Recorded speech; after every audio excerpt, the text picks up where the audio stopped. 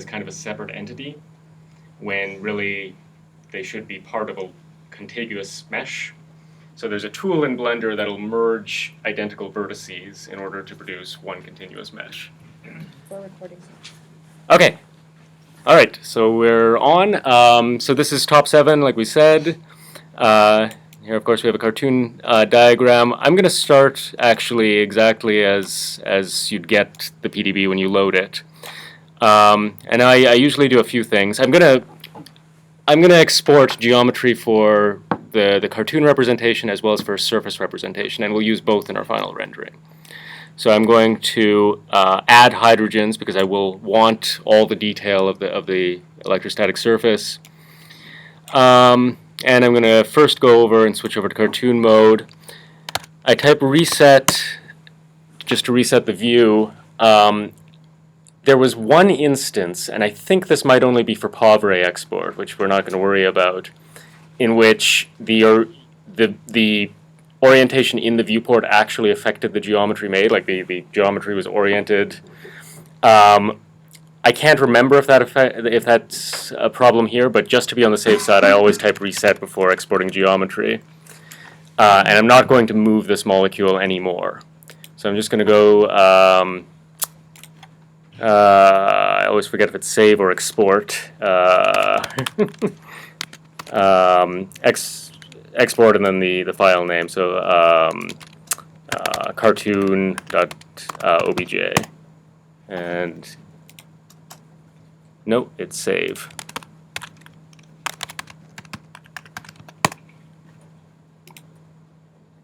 Okay, I think we're okay. And now I'm going to hide the cartoon surface, show the electrostatic surface. And by the way, there are a lot of quality settings. So this is a fairly low resolution mesh by default. I usually say set surface quality 1. And this generates a denser mesh. And you can see it just changed there. Now I've got a mesh that better approximates the curved surface. There are also some quality settings for cartoon rendering. I didn't change them here, but in some cases you might want to increase the number of polygons that are being used to represent the curved surfaces on an alpha helix or whatever.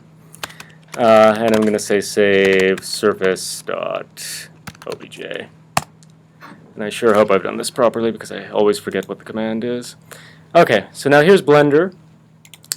This is a 3D program. You can move around in 3D space. Blender represents the camera as this thing over here. You can all see that. Light sources as this here. This is a point light. There are different types of light. Point lights radiate light in all directions. Often for a scene, you will want to use a sunlight. So you can select objects in Blender by right-clicking on the object. So I'm right-clicking on this point light and going over to this little tab over here that that looks like a light, or sort of looks like a light. And I'm going to change this to a sunlight. A sunlight is a light in which all the rays are parallel and coming from a particular direction.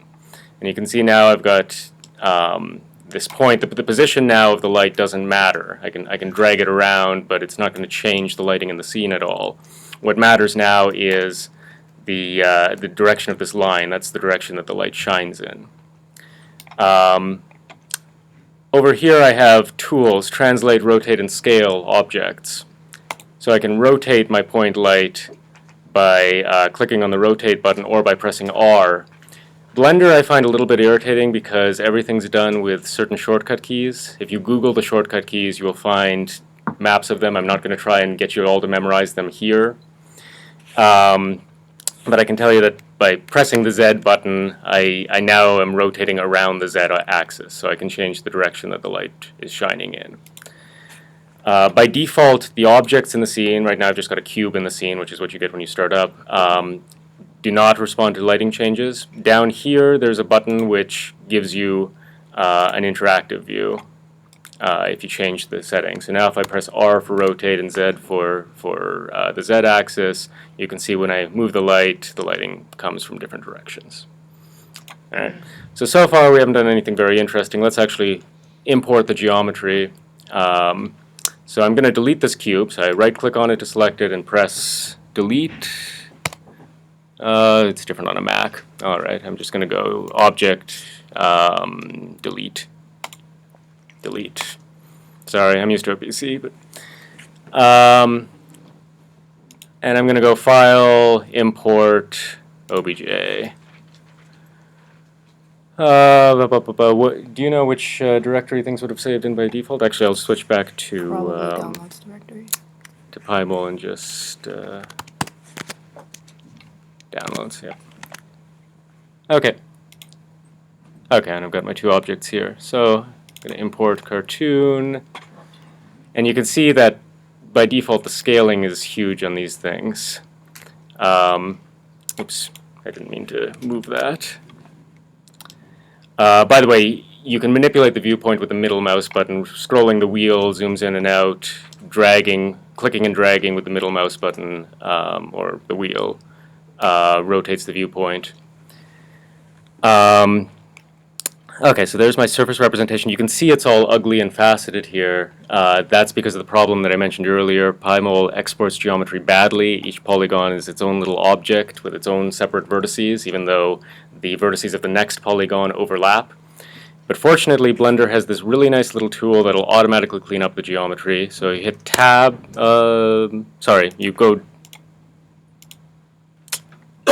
you right-click on the object so that you have selected it.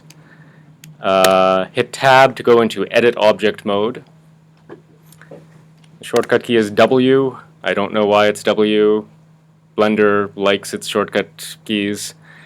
And remove doubles. So this is going to take any vertices that are overlapping and say, okay, these are actually the same vertex. And you don't see any difference in the geometry. But now, if I hit Tab again to get out of Edit mode, and I click on Smooth Shading, I get a properly smooth shaded object. If I had done this before doing that, the object would stay faceted because it would think that polygons were not contiguous. Okay, so I've got my cartoon representation here. I'm also going to import the surface. Okay, and the surface surrounds the cartoon, as you can see.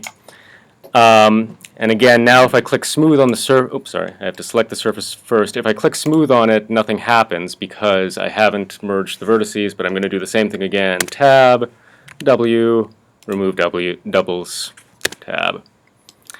Okay, and now I've got a nice smooth surface, oops, which I'm accidentally dragging around when I don't mean to. Okay. Alright, so here's my surface, here's my object. Now I'm going to move down and look through my camera. So you saw that earlier there was a camera there in the scene. I'm going to say View, Camera. And the camera is right now inside the geometry where we don't want it. So if I right-click on this box, I select the camera. And if I press G to grab it, I can drag it around. If I press Z, I'm dragging it only along the Z-axis. If I press Z again, it drags along the local Z-axis, which is the direction that the camera is pointing. So I'm just going to slide back so I'm looking at the whole protein. Now if I pull back far enough, you notice that the protein disappears here. This is another phenomenon in computer graphics, the concept of the clipping plane. There's a point beyond which it is not useful to have, you don't want to have your rays continue off to infinity. So beyond a certain distance, the camera can't see objects. And we can adjust that distance. Right now, it's over here in the camera settings. You can see over here, clipping says start 0.1, end 100. I'm just going to push that up to 1,000 because these objects are big. And now I can see the whole object. Okay, so I've got an object here. I've got a light source in the scene. All of my objects in the scene, by the way, are listed here. So I can select them up here as well. I'm going to just move the lamp out here so I can see it and work with it. And select it easily. Now what we have here is the interactive view. By the way, in camera mode, if you use the middle mouse button, it just enlarges or shrinks the view from the camera. In Blender, at least in the Windows version, and I'm hoping in the Mac version, you can actually render the scene by hitting F12, which is not the same in... Function F12. Function F12? Nope. Like Well, you can also command. you can also render the scene by clicking on the little camera icon here and clicking on render. Rendering the scene is the process of actually generating a finished, nice-looking image where you do all the extra sampling and so forth, and all the ray tracing. So you notice here there are shadows in the scene that weren't in the interactive view. If I zoom way in, you can see that the image is made up of pixels, and the edge of the object has this nice smooth appearance. It's not stair-stepped. So it's doing lots of sampling and producing a nice-looking image. But it's not very interesting looking right now. I've got a dull gray background. I've got sharp shadows that look very artificial. I've got this white surface. So I'm going to hit escape to get back out of that, click on the surface, and now actually start setting material properties. So I can create a new material. It's this icon up here, this circle, or the sphere. And I have all sorts of control over all the properties of the material. So it's diffuse is the basic surface color of the material, and I can use texture maps to color the surface if I want to. I'm just going to make it a blue protein for now. Specular is how shiny the protein is. The highlight on the surface can be tinted if I so wish. So now it's kind of orangey. That looks ugly, so I'm going to switch it back to white. I can adjust the intensity of the highlight. I want it to look somewhat matte, and also the hardness of the highlight, which is its size. If I have this kind of a plasticky object, it should have a large, dim highlight. If I have a metallic object, it should have a small, sharp highlight. So I'm going to... Okay.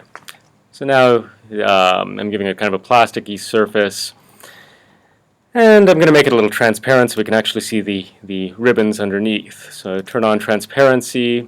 Now I've got different options for transparency, and I'm going to ray trace the transparency, which means that an imaginary ray will come out from the camera, hit the surface, and then be bent by the refractive properties of the surface to hit any objects underneath, so that we can actually simulate the bending of light like you get when you go through glass or water or whatever.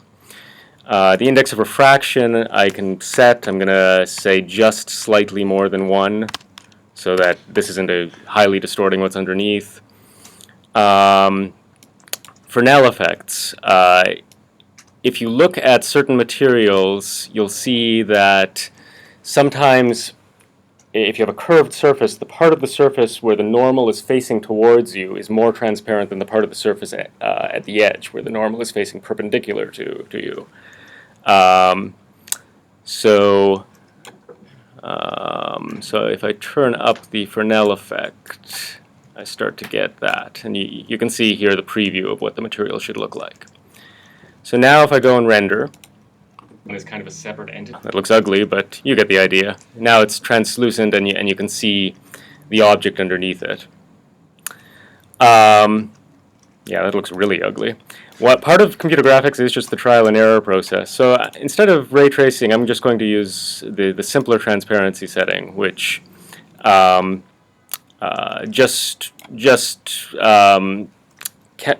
a ray out, calculates the color of the surface, and then just keeps extending the ray in the same direction. And here I'm going to turn alpha down. So now I've just got a semi-transparent surface. That's a little less ugly. Now, I would also set all of this up for the thing underneath as well, the surface underneath. I'm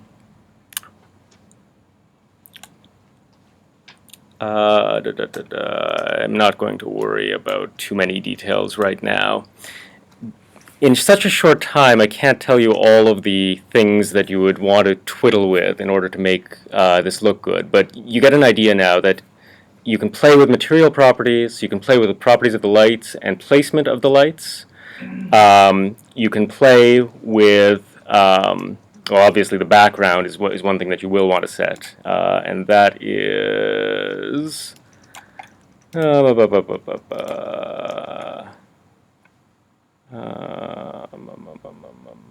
I always have to find it. Here it is. It's over in this icon that looks like a little planet. It's the world.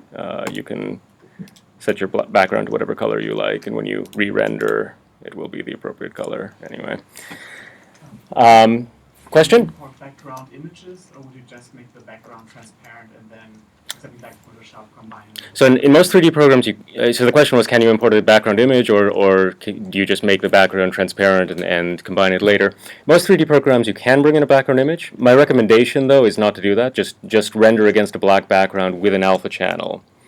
And then in Photoshop or in GIMP or whatever image editor you use, combine that with a background image. So one other thing that I will show you, the Blender renderer is the default renderer, and it's what I've been showing you so far. There's also this renderer called Cycles. And Cycles is to the default renderer what MD simulations are to Rosetta. Cycles attempts to very accurately simulate the physical behavior of every single ray of light. It's computationally much more expensive, but it produces much more physically realistic results. The Blender renderer is computationally much cheaper and produces fast results and gives you a lot more control. You can produce non-physical results. But if you want a very, very physically realistic looking thing, the Cycles renderer can be better. So I'll just show you what a render with Cycle looks like.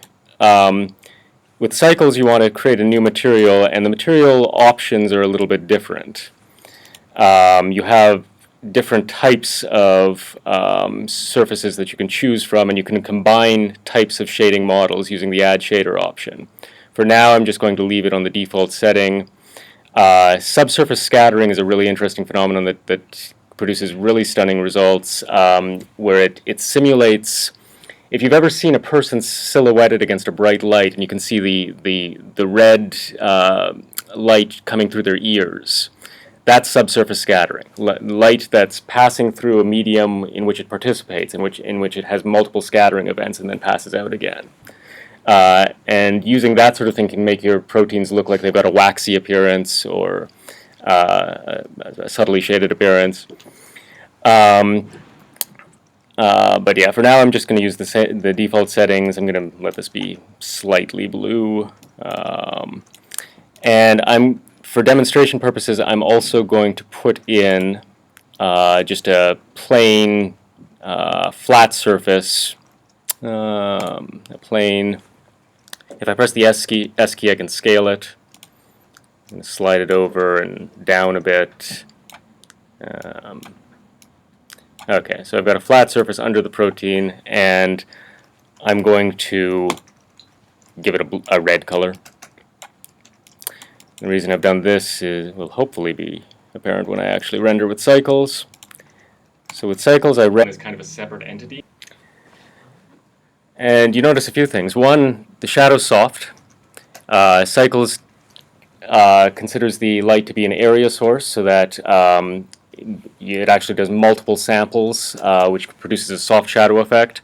Two, you notice that light is bouncing off this red surface and illuminating the underside of the protein here. I'm not sure how clear that is. So yeah, you can see it there. So you get scattered light, things like that. So it is easy to achieve more physically realistic results if strict physical realism is what you're going for, at the expense of greater computational cost. My advice to beginners and to experts usually is, unless you really, really want that particular look, that's not the tool that you should be using. In computer-generated art, if it looks right, it is right, and the internal renderer gives you much more control over making it look right rather than making it be physically realistic. And also it lets you do a lot more by trial and error because of the lower computational cost of generating an image. Just a few other little things that I'll say, and for this I do want to switch back to my laptop, I think. The trouble is the recording. I mean, we can keep the recording going, keep the recording. But we won't have the visuals, so. One thing that I recommend doing is rendering in several different passes and then combining the passes after the fact in Photoshop. And the reason that I recommend this is also something that gives you greater control and greater ability to try things by trial and error. One thing about lighting is that lights are additive. If I've got a room in which there are two lights, and I take a photograph with both lights on, and then I take a photograph from exactly the same position with one light on, and then I take a photograph from exactly the same position with the other light on. If I combine the two photographs additively that have each one light on, I should get the photograph with both lights on. Generally, photons don't interact with one another unless you're doing two-photon microscopy or something. So, let me just find it here. I think this is it.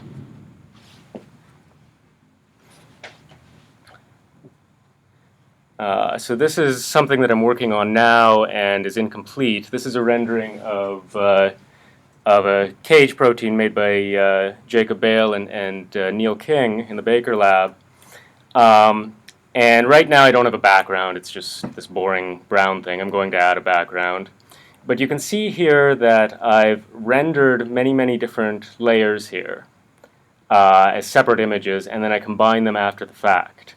So if I hide everything, here's my holdout just showing where the protein is and where it isn't. And then I've got a layer for a very dim fill that you can barely see. That's just a light from the front that lights up the protein. And then a layer for the light from the side. And a layer for the bright lighting from behind. And a layer for the internal lighting, and a layer for the scattered light. This is the subsurface scattering effect that I told you about. And then I've got what's called an occlusion layer, which gives me dark shading in crevices on the surface of the protein. And then I've made a few copies of layers in order to get the effect that I want. And the reason I do all this is now I don't have to re-render the image if I think one light is just a little too dim. I can just adjust the opacity of that particular layer, and I get instant feedback. So I can get exactly the effect that I want after the fact because I've separated out the data. Is there a way in Blender to tell the renderer that you want to try a bunch of different things so you can just hit go and then walk away and come back when it's done? So the question was, is there a way in Blender to do batch rendering where you say, I want to try these 5 variations? Produce like a Yep. set of images like that. Yeah, so yes and no. Yes, you can set things up so that you render with different light sources and different render settings. It's harder to set things up so that you render with incremented values for the light sources or something like that. But yeah, I won't go through how to do it in Blender, but it is in there. And that's the sort of feature that you can find tutorials for online and so forth. So anyway, that's the basic workflow that I use. I start in PyMol, go to Blender, clean things up, and then set up my lights and my materials, and render in passes in Blender, or in Maya, which gives me the same functionality with slightly different tools. And then I go into Photoshop and spend time in Photoshop making the layers look right. Photoshop, by the way, you can additively combine things with this linear dodge setting, or you can use the screen mode. Screen is slightly different. If you have 2 layers A and B, the color of a pixel is A plus B minus AB. And just knowing that doesn't really tell you what it looks like. It produces slightly less glaring effects if you're combining 2 very bright things. But again, if it looks right, it is right in computer graphics. So you just play with whatever works until you get the right effect. Anyway, any other questions or?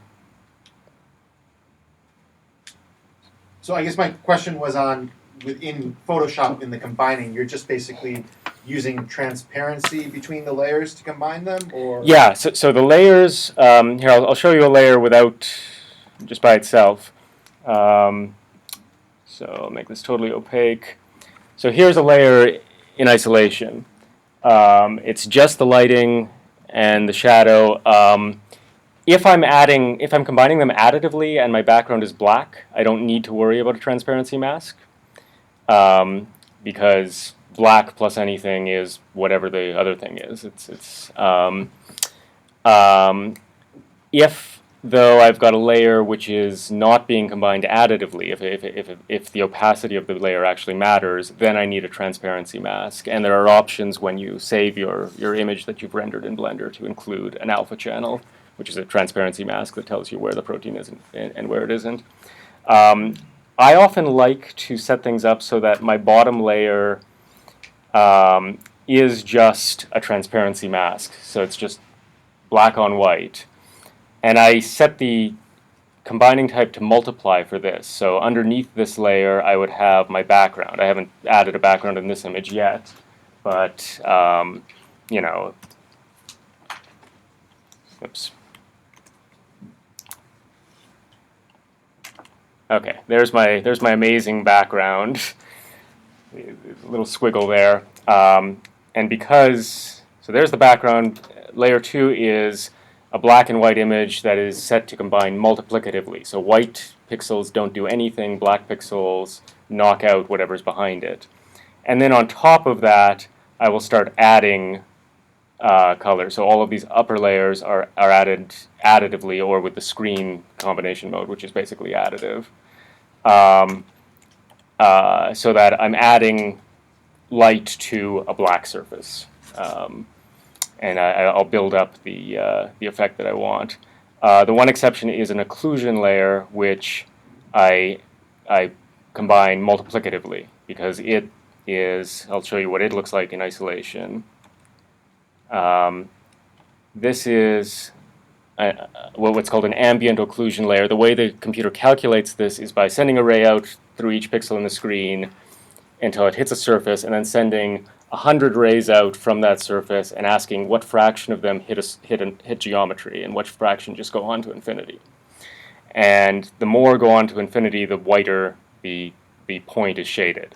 So what the effect is that things that are in deep chasms or which are kind of internal, the rays scattered off of those points hit a lot of geometry, so that you end up getting black shading there and you get white shading on surface exposed stuff.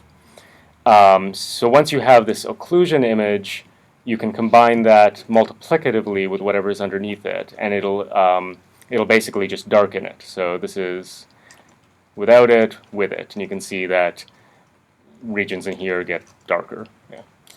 How did you make that layer? In Blender, there is an option to render an occlusion pass. You can do it either with cycles or with the internal renderer. The internal renderer takes shortcuts, which means it renders much faster.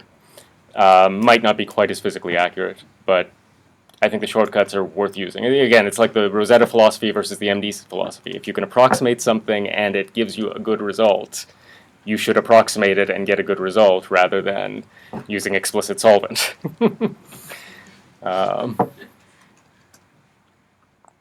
Any other questions or? Okay. Yep. And if you go to so PyMol, you know where to get. If you go to blender.org, you can download Blender, and if you go to students.autodesk.com, academics can download all of the Autodesk software, including Maya, 3ds Max, Softimage, and Mudbox. Academics are students or faculty. Faculty is defined so as to include postdocs, which I very much appreciate. All right. Thank you. Thank you.